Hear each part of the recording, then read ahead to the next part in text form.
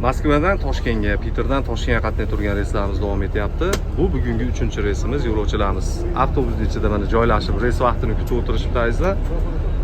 Reyslarimiz har kuni bo'ladi. Ketmoqchi bo'lganlarga ishonchli nomerlar qoldirib qo'yamiz. Savollar bo'lsa, bemalol telefon qilib xizmatlardan foydalanishingiz mumkin. Ko'rib turganlaringiz bu yerda issiq sovuq suv bor. Orqada oldinda alohida monitor, zaryadnilar ishlab turibdi, qo'yib o'tirishibdi. Rushnalar qo'yiladigan joylar, sidinalar o'sha ma'lum miqdorda yotadi. Mana akamiz o'tir. Yaxshi o'tiribsizmi aka? Bemalol o'tiribsizmi? Kengliklar normalnimikan?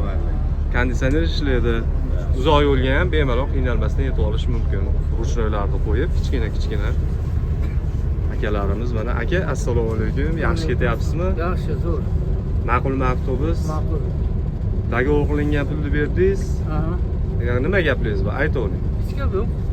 Yaxshi. O'sha hamma narsa aytilgandek bo'lyaptimi aka? YouTube orqali topib keldim-da bu yoqqa. Rahmat aka. Yaxshi yetib oling.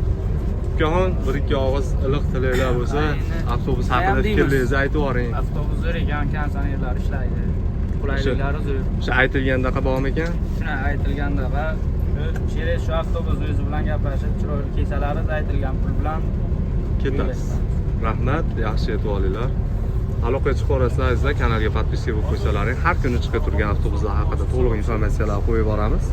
Xizmatlardan foydalanishingiz mumkin. Transportlarimiz normalniy, mana komfort yangi avtobuslar, ketmoqchi bo'lganlar nomerlar qoldirib qo'yapmiz. Kanalga podpiska bo'lib qo'yinglar. Har kuni chiqib turgan kunli reyslar haqida informatsiyalar qo'yib boramiz. Bizni kuzatib boringlar, sog' bo'linglar.